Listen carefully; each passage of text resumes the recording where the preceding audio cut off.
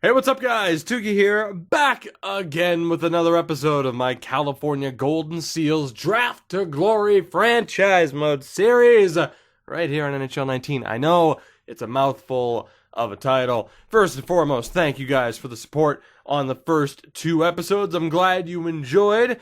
For those of you who still aren't sure what Draft to Glory is, I'm sure the majority of you are. It is pretty self-explanatory, of course.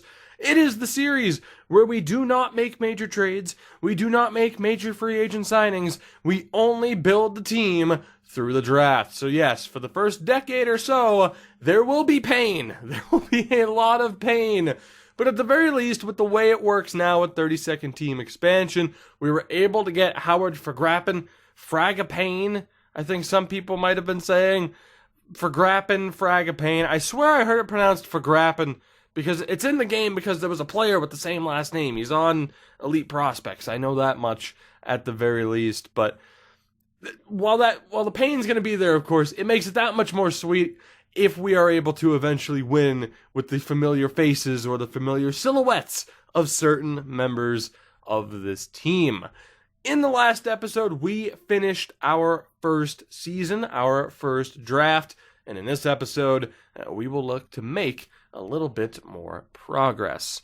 Now, of course, with the way this is set up right now, starting with goaltenders, Bachman and Bibo can go. For now, we have Atkinson, Stahlberg, and as I've mentioned, of course, I have videos out when it comes to the way I've been handling scouting. An early scouting guide is out right now. Someone like a Braxton Bailey, someone like a Fedorov, you're normally not going to want to sign those guys. You're pretty much going to want to limit it to signing only your first round pick. But in a series like this, where we're going to be terrible anyway, there's really no point to not go out and sign pretty much everybody that we draft. Injuries are off as well. So these four, NHL, AHL, it's going to be a bad time for them, but at least they'll get to play. Kevin Connaughton, you can go. Koliakovo, you can go. A couple of these guys, if not most of them, we might end up bringing back. But for now, it's worth it for me, at the very least, to sit here and kind of clear this out. Niedermeyer, of course, is who we took with the 4th overall pick to try and get our franchise defenseman. Whether or not that will go down as the right choice remains to be seen. Fingers crossed on that front, though. Devin Setaguchi, you can go for now. Maybe you'll somehow get a job out of the fact that you actually get to play in the NHL. Kaliev, you'll get the opportunity. Koriston as well. We're going to sign pretty much everyone, promising that Koriston's looking for the max contract. Let's go ahead and ditch pretty much all of these guys. Like I said, decent chance I bring back some of them, but who knows? Maybe they actually end up somehow, some way getting contract offers. Maybe we did something positive for some of the weaker members of this database. Bolduc, you can go as well. Hennessy, of course, is going to be on his way out, as is Jake Dowell for the moment. So we currently have 12 players signed before these offers are accepted. Obviously, this team's going to need a bit of work, but as it stands, everybody has accepted, and we are good to head into free agency, where, again, we're going to sign absolute nobodies. Maybe not nobodies, maybe somebodies, but they're not going to be good. It's not about signing good free agents. We can at least take a look at what the draft class is going to be, of course, without this being a fantasy draft. Who knows who will actually end up hitting the draft class here at the end of season 1.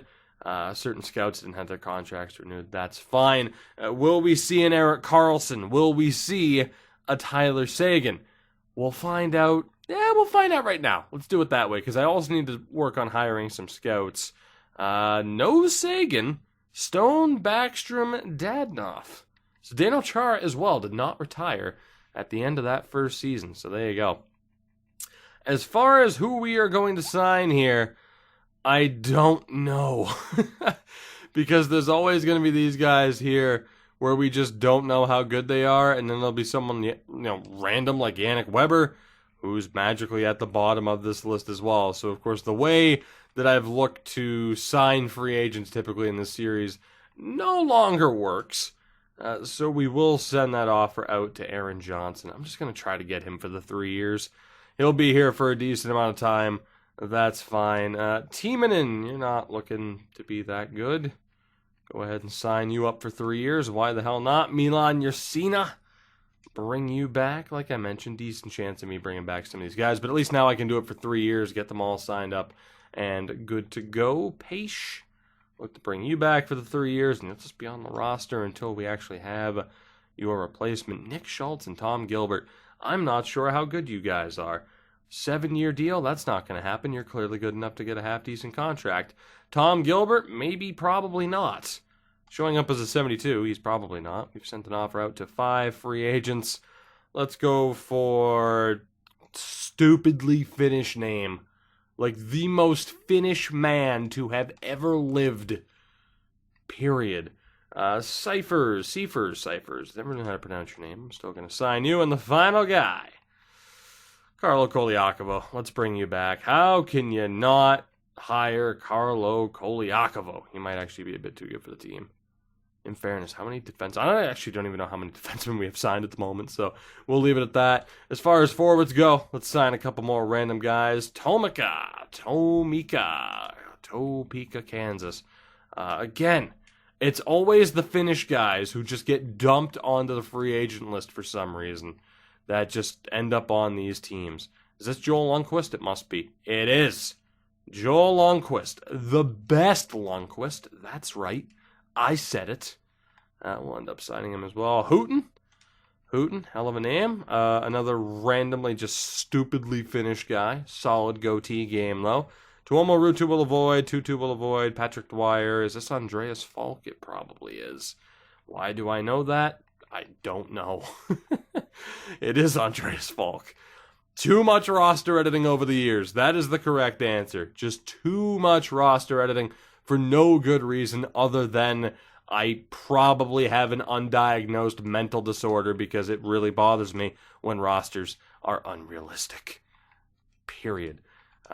Patrick Reimer, sign you up as well. We almost have enough players signed, kind of, not really. That's a bold-faced lie.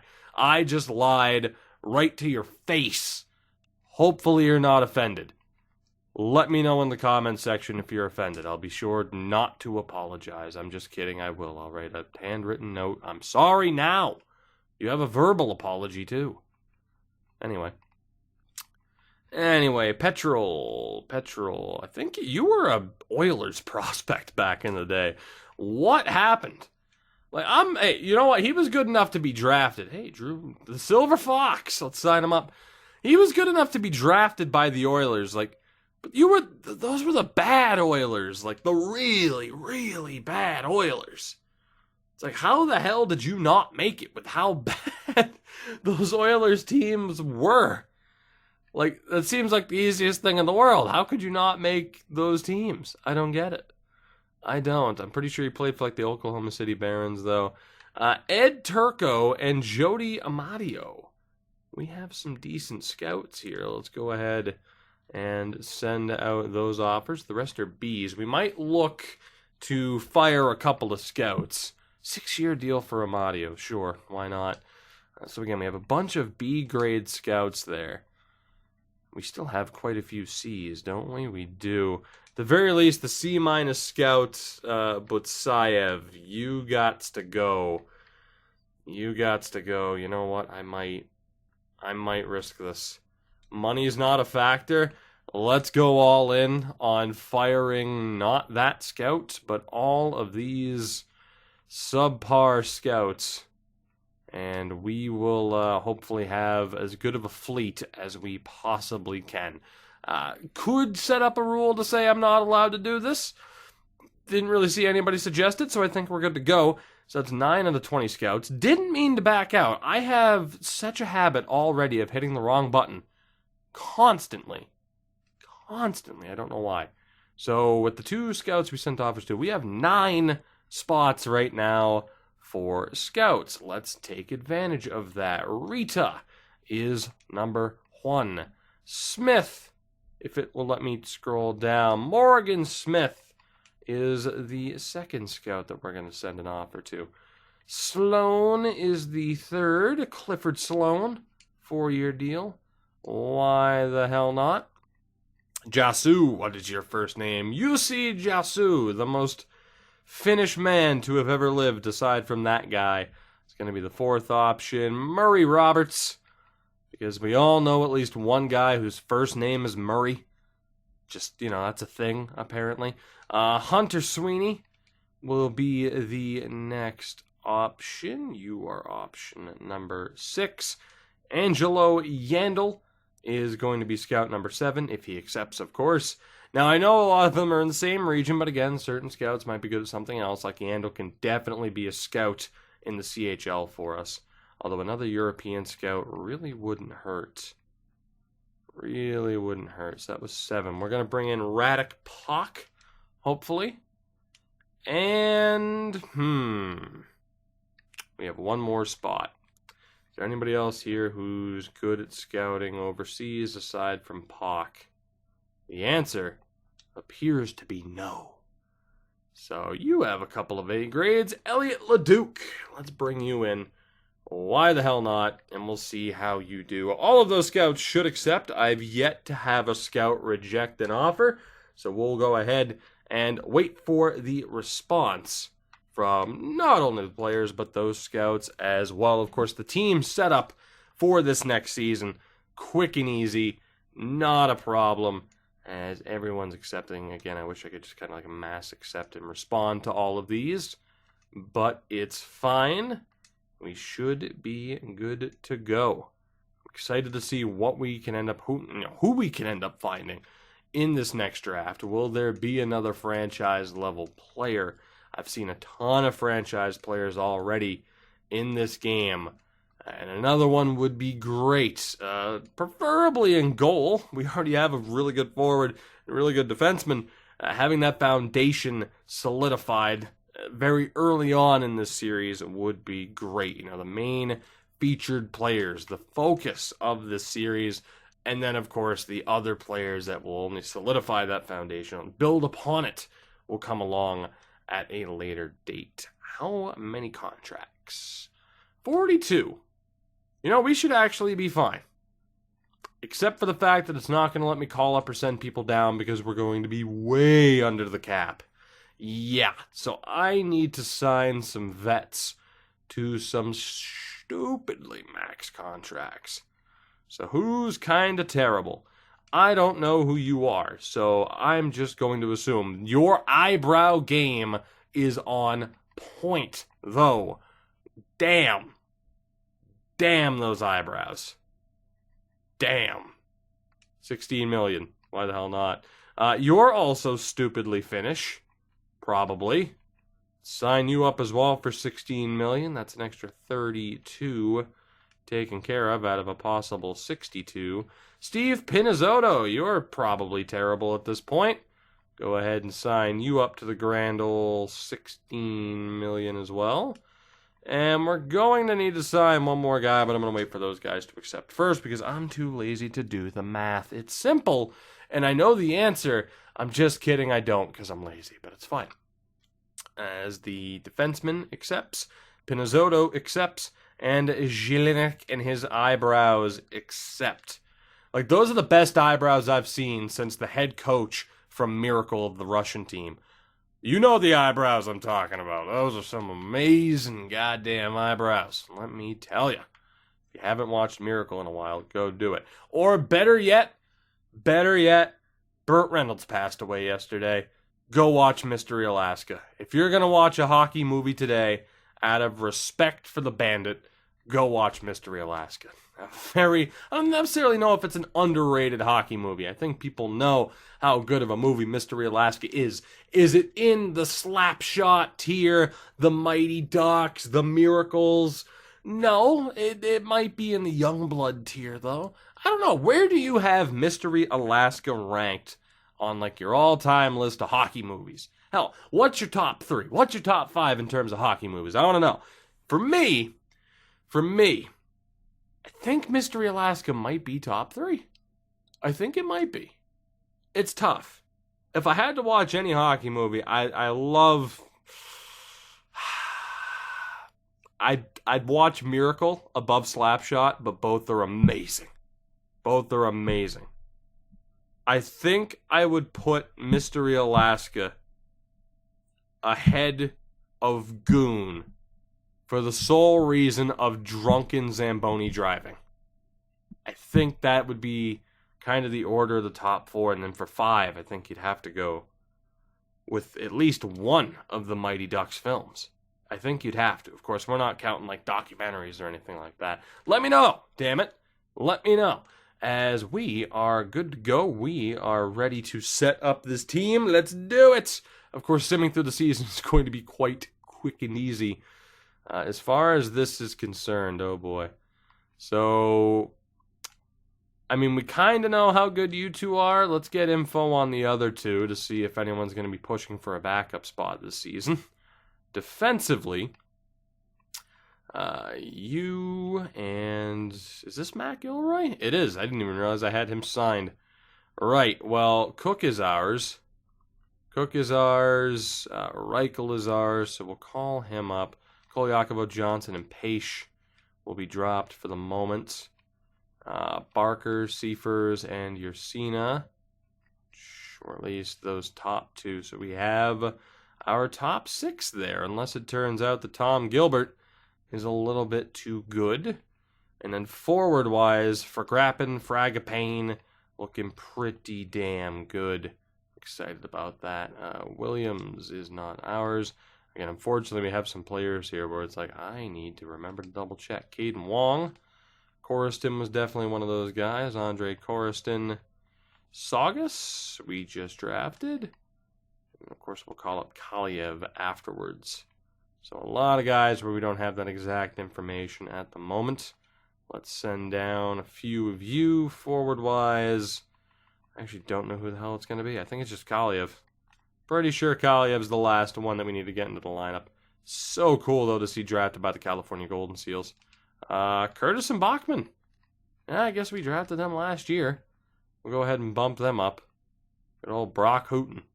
So those will be the next 3 called up. And with that, we are pretty much good to go. 10, 11, 12 forwards. Beautiful. Let's just go best lines. Actually, I want to see where it puts certain players here. What is the order? So it ends up putting the majority of our players in the bottom 6. Not a good sign in terms of what their overall might be. Niedermeyer, those on the top pairing with Tom Gilbert. That, of course, is a good sign, and we would expect him to be a solid option.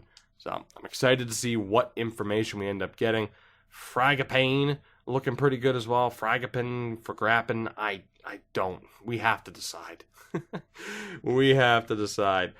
Before we get into the preseason, though, let me optimize these scouts. I'm going to do that off screen. Again, it's the same thing where I just sit here and look at all the scout info and be like, oh, he's good at scouting USA East. I'm going to put him there. Let me do that off, let me skip ahead so, I'm not boring you for the next 5 minutes. I'm going to bore you instead with something different.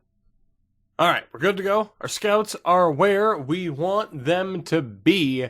Let's go ahead and sim through the preseason, shall we? We'll get a look at what some of the members of this team look like, and hopefully we ended up with just a little bit of improvement. We didn't really look at the progress report at the end of the last season, but we'll be able to see here early on as we actually win a game.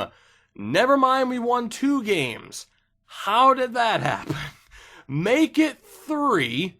We have a chance to finish over 500 in the preseason by some miracle. An absolute miracle. This is our Stanley Cup playoffs right here, and we lost. We went 3-3-1. That is a tremendous preseason for us. That is phenomenal. And it was because of one Howard Fragapane. However the hell you want to say the name. He only had 1 goal, but he did quite well. So taking a look here, he's not locked in at an 85. He's not locked in at medium elite or as a first-line player. I'll be intrigued to see what changes there. Again, you can see everything stat-wise, player type, that's all locked in, with the exception, in terms of the star ratings. Attribute-wise, it's not all locked in. You can see the difference in shade between wrist shot accuracy and wrist shot power. Wrist shot accuracy, of course, is locked in. So we'll see what happens there. Saugus, Lionel Saugus. is locked in at a 58 with the low top 6 forward potential, which again isn't terrible for a former 6th round pick. We'll probably force him onto the team. Charles Bachman at a 60 overall, not locked in. Medium bottom 6 also not locked in. We know he's a two-way forward. It's a 3rd round pick. It's not looking that good. Arthur Kaliev, not locked in at a 63, but he is locked in at medium top 6, which is looking quite good for us there. Caden Wong, 51 overall confirmed, not yet confirmed as a low elite. Curtis locked in as a medium bottom 6 forward, and Andre Koriston locked in as a top 6 forward, a former 4th round pick. Josiah Niedermeyer, not confirmed at a 76, but it's around the same area, so he's not going to be the highest rated defenseman out of the draft, but for what we're doing here, it's certainly phenomenal to have someone of that caliber. We have Jerry Reichel and Kyle Cook, who is locked in at a 57. Moment of truth here with the goaltenders. Fedorov is a 65. Not too shabby. Braxton Bailey, nah. So in terms of optimizing this team for this season, goaltenders, pretty straightforward. We're going to run with Atkinson and with Fedorov. Defensively, it's actually a big question as to what we're going to do defensively. Of course, we could run with the best players possible that we have signed and still do relatively poorly anyway. I think that's probably what I'm going to do because it's really not going to make a difference. So let's just call up these guys. Consider this as if like the NHL players went on strike. That's basically who we have in our lineup. Is there space for the 70s? We'll send down your Cena. So we have 6 there. Seifers, I'm sorry, you're out for now. So Niedermeyer's going to lead the way for us defensively. Forward-wise, we are pretty much going to send the majority of our players down. Luke's is a bit too good, actually, for the NHL level, probably. We'll still play him, as opposed to using the worst guys possible. Again, that's one of the things, of course, that's going to change about Draft to Glory, is the fact that, looking at the worst possible overalls on some of these guys, and at least in the free agent market, not going to work as well as it did last year and the year prior, really. We've been running Draft to Glory since NHL 17. But for now, we're okay. Shouldn't have called up Kaliev there, but let's take a look. So that right there is our top 10, 11, and 12. So actually, Kaliev will make the team if we wanted him to, which I don't think we do. So we'll send those 3 down. We'll call up Houghton, and we are good to go. So this is going to be the team. Let's go ahead and edit lines. We'll just go best lines at the NHL level. AHL level, we'll make sure our prospects are at the very least in the lineup. So it'll be Luke's, Fragapane, and Bobby Butler. Defensively, Niedermeyer with Kolyakovo. Those are the only 2 to watch outside of the goaltenders. And we'll see how they do. Fedorov, though, coming off of a pretty strong preseason. Obviously, regular season, they're going to get lit up. I don't think I'm breaking news there with that statement. Valak is not ours. We need to get Saugus into the lineup. We need to... we can take out Tomika, I do suppose. Tuma is not ours. It's not a Tuma, and it's David Tuma. Mikas, also terrible. Right wings, Williams is ours. Koriston is. So we'll get the Ukrainian into the lineup. Stortini, we need a face puncher, but I don't know. Well, he might live to see another day. Left wings, Curtis and Wong need to be in the lineup. Yes, I think you are going to take a seat, and one other guy has to take a seat. It's going to be Falk. Just because. Why? Because I like Pinizotto's name, because it's Pinizotto, and it's hilarious. So we'll bump up Saugus, and we'll pretty much leave it as is. It's going to be a terrible, terrible team. Defensively, it's just a matter of getting Cook into the lineup, and we will be fine. With that, we're good to go. Actually, goaltending, I should probably double-check just in case. Svedberg and Stahlberg, yeah, we need to take out Svedberg. Have Bailey be the other guy. Goaltending is a massive problem for both the Golden Seals and the Doolin Narwhals. That said, let's get the Season 2 sim underway. Let's see how we do. I'm nervous for this. We're going to aim to sim to the deadline day. It's on March 1st this time out. Let's see how we do. And hopefully, scouting-wise, we're able to make a bit of an impact. I don't know if I'm going to jump into every scouting update. Probably not, actually, just for the sake of making progression. It doesn't really make a difference as far as what gems we find in October. We know we're not going to have a ton of info on anybody for the most part. We might as well just wait until February, until March, until the deadline, and then we'll start taking a look at these guys, who the busts are, the gems, what these guys at the top of the draft are looking like in these early seasons. Our development, and really the course of this entire series, is dependent on whether or not we end up finding that success. I don't know what the hell that means. It depends on whether or not we find that success early on in the draft. That's really what it comes down to. Or the draft lottery, really. As somehow we've won 4 games this year. We're still going to be the worst team in the league, though, so it's fine. Obviously, I guess there's a little bit of extra. The slightly better players are helping. There's extra bit of overalls. They're probably helping out, even though our goaltending's terrible. Which still, 6-12-1. How are we doing this well? We shouldn't be at all. The magic of the Fragapane. Regardless, if we have terrible success in the lottery, we're still getting medium elite 75s. But in the process, we're missing out on franchise level players. Down the road, once those guys are developed, that is where it could cost us long term. Once those medium elites develop, we're going to be saying, man, I wish he was franchise. That's happened before in these series. A lot of it is dependent on luck with the lottery, whether or not our prospects develop. Right now, I'm honestly concerned that I'm going to have to make this team worse because we should be nowhere near 10 wins with this roster, especially with the goaltending. Although, once we get to February, we'll be able to check at both the NHL and the AHL level, for that matter, what the team's looking like, what the prospects are looking like at this point in time. But again, approaching 10 wins on the year. The Doolin Narwhals have already made it to 10, which is, again, surprising considering more of the top players are on the Golden Seals as opposed to the Narwhals. I don't know how to explain some of the things about this sim engine sometimes. It's just the way it is, I do suppose. Trade offers, of course, we do not have to worry about. 6-2 loss to Ottawa. I wonder now that I've started pointing it out, how long is it going to take for us to get that 10th win?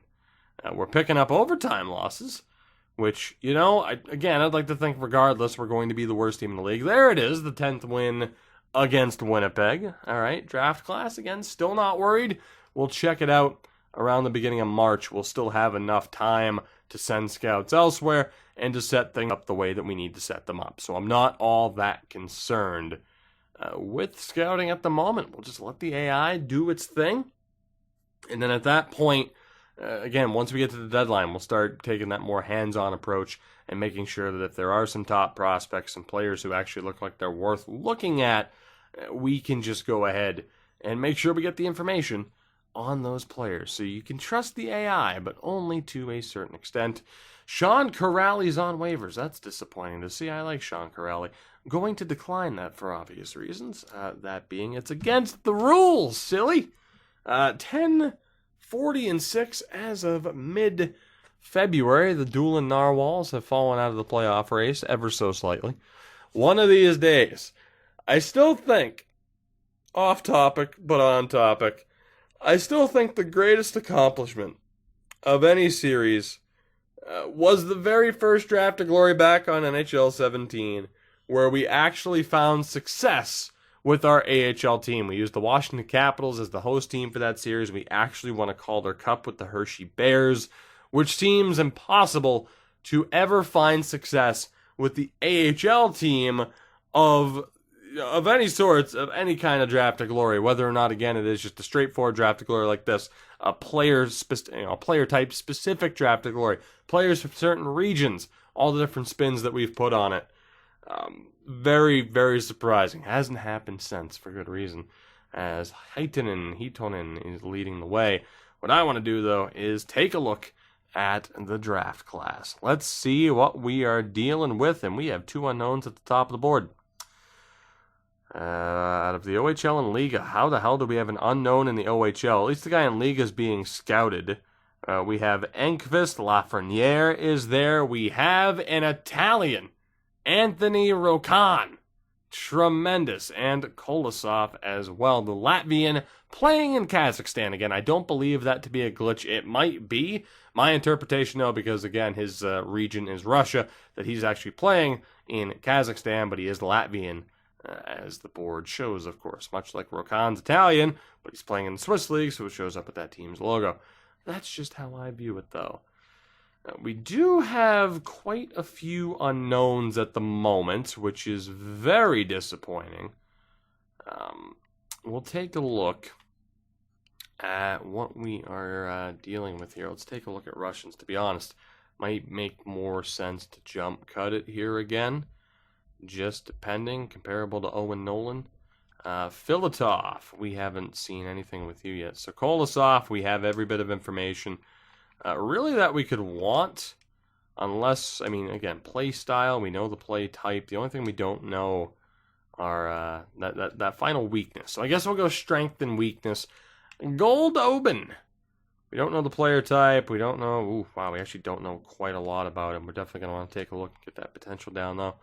Kabanov, again, we don't know the full potential at this point. There's this Russian scout, man. Similar to Joe Thornton. Jesus.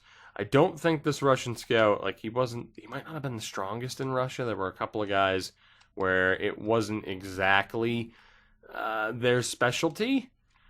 But we do have the higher grades at the very least. Unfortunately, we haven't had much luck in the scouting department, it appears. Tikhonov, we'll take a look at you. Kolikov. Take a look at you as well for being top 100. And these 2 as well. So from here on out in Russia. And again, I think I'll set up Russia here, but then after that I'm probably just going to do the rest off screen. Are you worth looking at? Some of those grades aren't terrible, actually. The point totals aren't great, but we'll take a look. Ovechkin. Not looking good, but not looking terrible with those grades. I want a more accurate report. Let me look at the potential as opposed to the skills, just to see if that's worth looking at first. Again, the B's and the C's for Volchenkov. I still say it's also worth looking at. I don't know when the hell we're going to be able to move on from scouting this region, because there are some players that look like they are worth checking out. It's going to be interesting to see how this goes, as opposed to Ross Garvin, who we know is pretty bad. Latipov, the grades aren't terrible. He hasn't done much, but the grades are not terrible. The early saying, too many D grades there to worry about. Kapitanov. Prokhorkin, what do we got here? A couple of C's. Let's get a full report on you. This scout cannot afford to do much more, and there's a lot of players in Russia. So what I'm going to do is we're going to hit start there. Give me a minute, I'll optimize the scouting, and we'll hope for the best. Alright, yet again, the scouting is set. Again, it's a good thing that I'm going with jump cuts, because it is time-consuming, and with this system, the key phrase I keep using is you get as much out of it as you put into it. So I could sit here and just go off of the auto-scouting, right? But we know if we take a more hands-on approach, we might find some better success. So I am going to continue to do that. I'll continue to save you a bunch of time by going with the jump cuts. I feel like it's the best of both worlds. But it's also important at the start of a series, especially a Draft to Glory series, to hit the mark with our picks. Now is not the time to be skipping out and being like, I just don't feel like setting this up. Although we still haven't gotten anything on Ramirez or Kerman yet. However, there is a player here I think you're going to find to be pretty interesting. Confirmed medium franchise, Brock Sestito, 67th in ranking. Have a feeling, of course, he's going to be a project, and he is. But this is the perfect series to try and get this to work out. He is obviously a target. Again, not a very high starting overall, but for an 18-year-old, he is no doubt a target. And Louis Kron as well, the defenseman. Could be another one. Definitely more of a project. But things could be looking pretty good for us in this draft. And again, not to mention a top 5 pick would be great. I think that we can't pick lower than 4 anyway. So we certainly have the ability to do just that. We have the ability to make the most of these draft picks. It's just whether or not we will. That's the big deciding factor. For now, as per usual, it's just sitting here and waiting to get confirmation, of course, that we're not making the playoffs. And then from there, it's getting to the draft and trying like hell to make the most of this situation. So we will take a look at the scouting. I think I'm going to take a look at the scouting one more time. I don't want to look at, like end of season stats or anything like that until the very end, because we could also look at the progress reports for our team this season. So let's go ahead and sim to the point that we get another scouting report. We might be getting one this month. I hope we are. If not, May isn't that far to wait, as our scouts, of course, will continue to work away. But we definitely are going to want to make sure that we end up getting some info on those guys, particularly at the top of the draft, that we didn't have info on as of a month and a half ago. We want to know every player that's available in case we actually, end up getting the number 1 overall pick as the worst team in the league would hopefully. Draft lottery-wise, we've had mixed success over the years. We'll see what happens here. Have our scouts actually taken care of this? They haven't, so I'm going to have to get on that. OHL and Liga. Aside from that, let's take a look at the gems and the busts, as we're a month and a half out here. Quite a few gems. Greer and Reynolds at low elite. We have Lamb, Bryce Lamb at 18 years old, a grinder at medium elite. And there's also Barron, who's actually a real player, not looking like the highest overall. A couple of busts in this draft as well. So a couple of things to keep an eye on.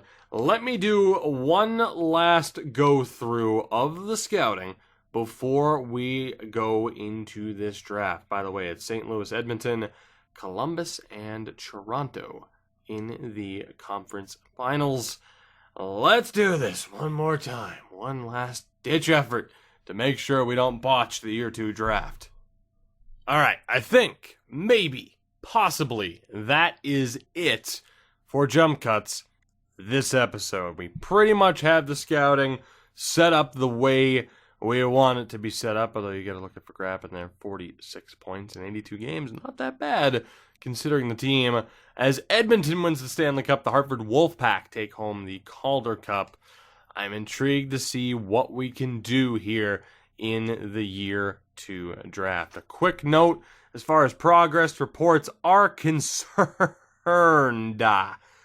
Wow. Howard Fragapane, confirmed 88 overall at 19 years old. Some improvement this season. He is a monster. Confirmed at an 86, Josiah Niedermeyer. We made the right choice. That is confirmed. What a season for him in terms of development. Kyle Cook as well. The fact that he's up to a 73, he's probably going to be an NHLer for us next season, maybe an AHLer, but Kyle Cook is looking that much better. Arthur Kaliev up to a legit 72. That is great to see, some tremendous improvement from some of our younger guys this season. The goaltender Fedorov up to a legit 69. Atkinson still at a 66. He's kind of peaked already, which seems impossible, but somehow he's peaked already. Bachman up to a 67, not too shabby there. Reichel up to a 66 now at 20 years old. Anybody else? Saugus up 23 individual points, up to a 60. Stahlberg a 60 as well. Corriston, Curtis, and Wong at 59. Bailey up to a 54. So overall, a tremendous season of development for us, but mainly for Niedermeyer, as he has improved to the point where he is now the real deal defenseman. That is absolutely ridiculous that he is that good that quickly. And again, it was a little bit of a controversial pick, I'd say, ever so slightly. Definitely some doubts over whether or not he was the right guy to take, but it turned out to be the case as Edmonton beats Columbus in the Stanley Cup final. Good stuff there. We'll quickly look at Edmonton's team. I mean, we know that it's Connor McDavid. Yeah, it's Connor McDavid. Again, not a fantasy draft for the first time in the history of Draft to Glory. So that team, with the exception of Stastny, is pretty much what you would expect. They have a guy named Shishkinov. Clark MacArthur's there, and a Stanley Cup champion. Defensively, Braden McNabb is the only addition. Cam Talbot led the way. Edmonton wins the cup, as you would expect them to be. As far as our player stats go as well, here I'll give you a look as Fragapane led the way. Niedermeyer, 20 points. Obviously, the plus-minus stats are abysmal. And then goaltender-wise, because those are the only two that we cared about, Fedorov, he did okay. All things considered, he did all right. And then again, Niedermeyer hitting 20 points. I'm pretty good with that, too. Down in the AHL, Reichel, 18 points. Stahlberg was, closer to a 900 than I kind of expected him to be. Saugus, 34 points. We did okay. It was a good season for both the Golden Seals and the Dueling Narwhals. I'm happy. Tyler Seguin led the league in points, and in terms of goal scoring, he and McDavid were the only two to break 50. The top rookie point getter, it's too late to look again, unfortunately, but we will be able to see 88 overall. Jesus.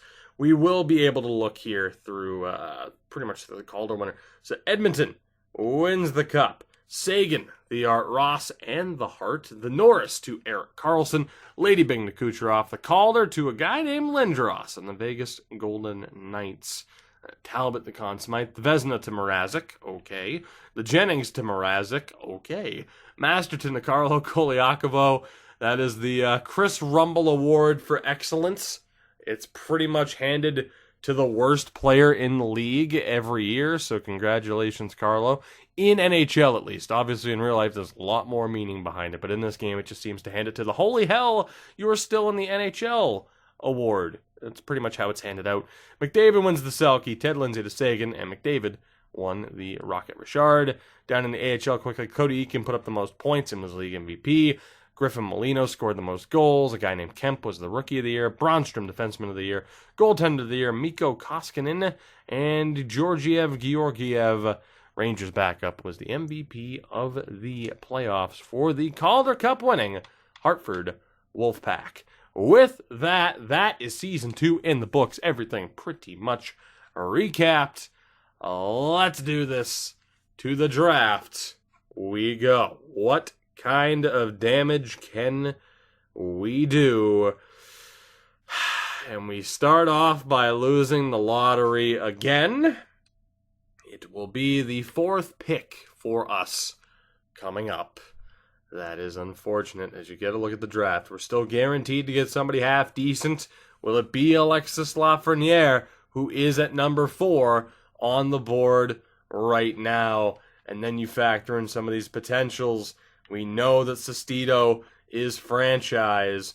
Goldobin as well might be a steal if maybe somehow he falls to the second round. We have a chance, and as far as the gems and the busts are concerned, Greer, Reynolds, Lamb, Barron, and Haynes, certainly players to keep an eye out for. So let's see what we can do. I'm excited for this. We will add to the depth of this team, the prospect pool. We'll hopefully get those positive signs for the future. We will say Stempniak ends up retiring. No gigantic names, I'd say, except for Dan Girardi. What is the league going to look like without Dan Girardi? Damn shame. And Antti Niemi. Damn shame. No players became scouts this year either. Also a damn shame. Let's do this, though. It is draft time. No time to lose. Let's get right down to business. The New York Islanders with the number 1 pick take Ramirez, medium elite, according to our scouts. The Rangers take Kerman, and the Sabres take Enqvist. Lafreniere is available. Alexis Lafreniere is available. Did incredibly well, of course, comparable to Patrick Kane. You see the letter grades. What about Anthony Rocon, though, on defense? Point total-wise, Matt. Oh, those grades. Oh, those grades, though. Comparable to Hedman, only has 1 B grade. Everything else is at least an A-. I gotta be honest, man. Rokon's looking damn good. Kolosov, 2 B grades there as a forward. Lafreniere had 3. Kolosov might be worth taking over Lafreniere. Will Thompson, not in that upper echelon. Rick Weimer, also not in that upper echelon, but still really good. And Timothy Howe, not quite. So it comes down to Kolosov, Lafreniere, because it's Lafreniere, he's real and he has a picture, or this defenseman who looks to be the best of the bunch, Anthony Rocon.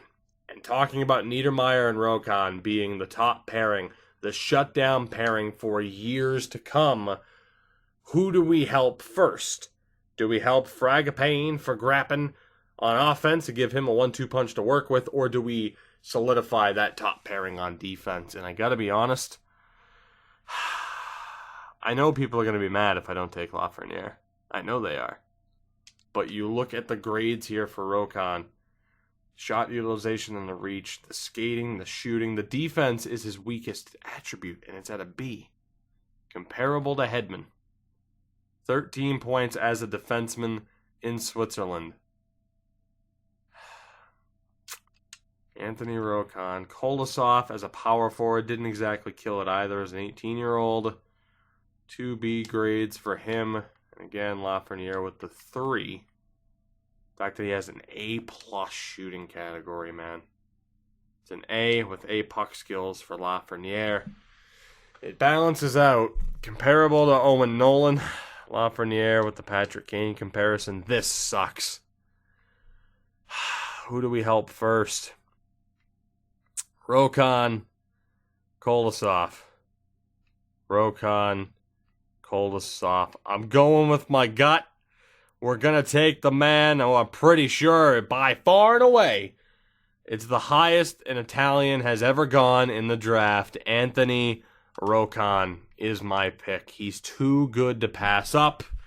We will take the extra defenseman. Lafreniere goes 5th to the Vegas Golden Knights. Some people are going to be very upset about that, but I think Rocon was simply too damn good, and we got to be honest with ourselves here.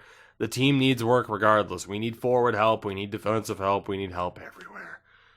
Looking next, though. Clock's ticking. Boudreaux. Medium top 4 confirmed. Quite a few B minuses, but not a terrible option. Rasainen, only 3 points at 17. Not confirmed at a medium elite, and those grades, while not confirmed, aren't looking tremendous. So he would be more of a risk. Martin Bloodoff, nothing too crazy for points. Again, nothing locked in. Comparable to Huberdeau, though.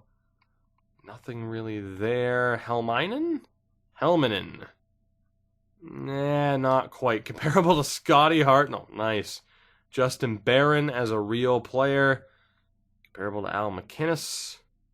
Not looking that bad. Is listed, of course, as a gem as well. What about Sadikov? The 18-year-old. Zetterberg is the play style. Also not terrible, but maybe not exactly what we're looking for. Stanislav Lebedev is also okay. I like that defenseman a lot, but I feel like we have to take it forward. And in fairness, Scott Calder's not terrible for a grinder. Brindamore is the play style that's listed. Emanin, McTaggart, very meh. A complete unknown here. We have Eakin. What about Leonov? Not bad. Furchner? Robin Furchner, the German defenseman. Comparable to Ekholm. Don't really know if we can trust that as well. What about Kobasu? Kobasu's looking okay, to be honest. The point totals weren't phenomenal. Ninimaki, nothing really there. We have the low top four. We're going to aim for someone higher than that. Hedin. Okay, I think at the very least we have kind of sort of our list. Again, end of the second round, so we're going to be looking, up until like the mid-60s as far as players that are available here. Sven Gertz isn't terrible as far as those attributes. I just wish they were more reliable. Harper, too many D grades, too big of a project. What about Wilson? I know we're running low on time. Holy hell, Pedro Wilson. The save percentages, the grades. That is not bad at all. Petrell, comparable to Larry Murphy, also not looking that bad. And then there's Salio, the franchise. We should be able to get this goaltender in the third round. Again, though, he's such a project at franchise. No guarantees that he's ever going to make it. So I think I'm going to risk not taking him. And I got to be honest, that other goaltender looks really good. We could take the safe bet in Pedro Wilson to actually be half decent. At 18 years old, pretty much dominant as a backup goaltender in Sweden.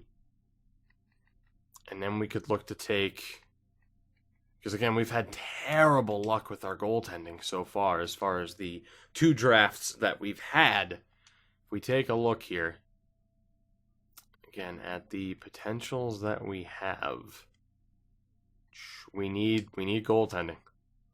We need goaltending. This is tough. We have to take the best available at this point. We can't draft for need. It has to be the best available. So you had Rasainen, which again, some C minuses there, no guarantees. Lebedev, also still some C's. Calder, also looking pretty good. Furchner on defense, meh. There's Wilson. Bloodoff's looking, again, if these were a little bit more reliable, but for a 17-year-old, 3 points in 39 games. Barron, and that D in defense. Kobasu is, he's locked in at a low 6. Petrell, not looking that good. And Boudreau. Boudreau's more of a guarantee. So it's either we go for Boudreau on defense or we take the goaltender. Boudreau's the best option, no doubt. 21 points as a defenseman. The grades, while not completely reliable, are a little bit more promising, and he's locked in at a medium 4. It's either him or Pedro Wilson. And I gotta be honest, even if Wilson's a starter, it'll be worth it.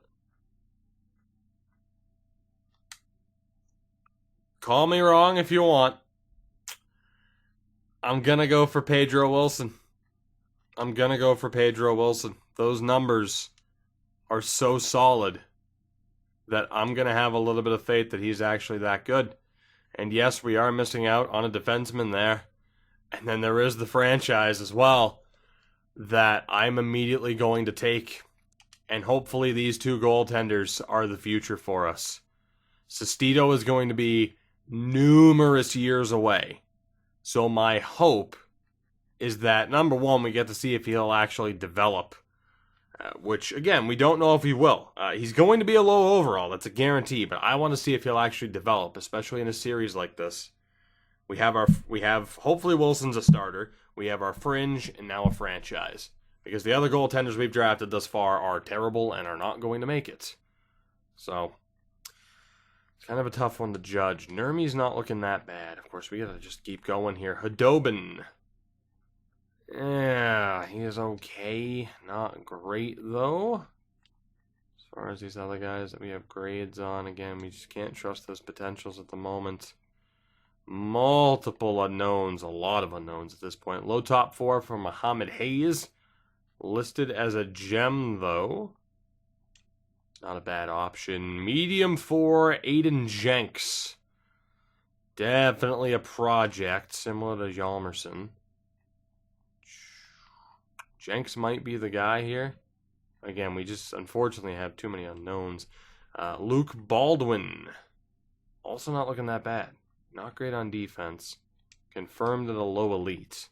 Might want to aim for a higher ceiling than that. Medium starter in Len Callahan. Medium starter, low elite confirmed in Lewis Cron, who is also absolutely going to be a project. But if low elites develop this year like they did last year, it wouldn't be a problem. What about Reefers? Definitely a project. Reynolds. Definitely a project. Kuka. Absolutely a project. Muzzin.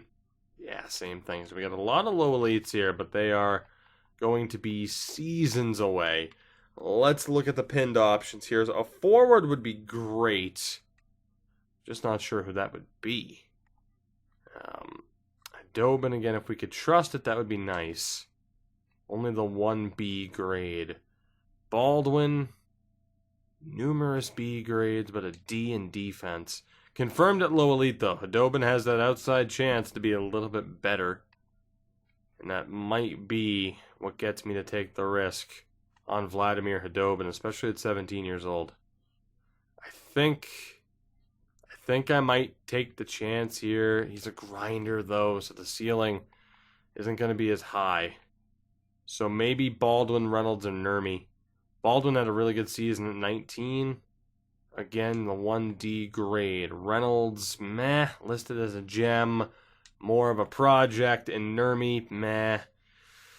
Also a project, not as much of a project, but not confirmed. I'm going to trust Luke Baldwin on this one. But we need a... No, I'm not. I didn't want to take another defenseman, but Jenks. He's a project, but he has the right potential. Aiden Jenks is the pick. We'll go for the best available in that given range.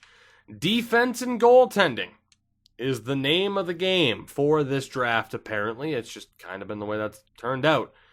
Baldwin is still available. High bottom 6 for Jonathan Nelson, huh? Of course, we're still just looking for potential because we're going to have to develop these guys anyway.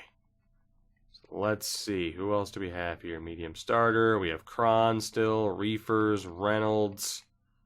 Muzzin. Do we have anybody else now projected to be coming up soon? So many unknowns.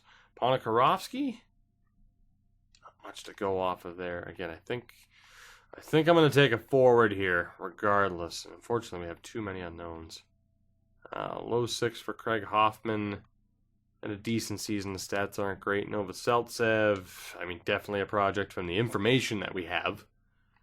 Turris at a low 6. Okay.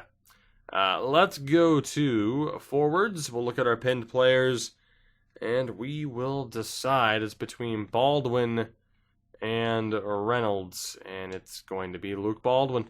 Even though Reynolds is listed as a gem, it's going to be Luke Baldwin that we end up selecting here. He's a center who will probably end up playing on the wing of a certain former Calder winner. We have 2 picks left in this draft, only 2.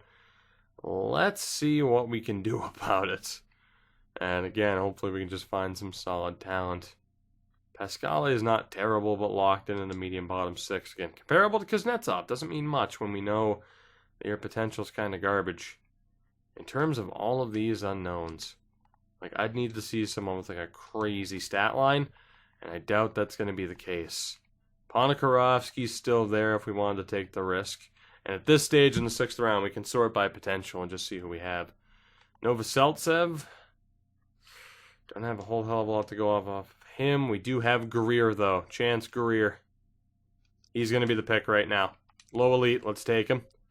Especially as a gem. No doubt he is the guy to take.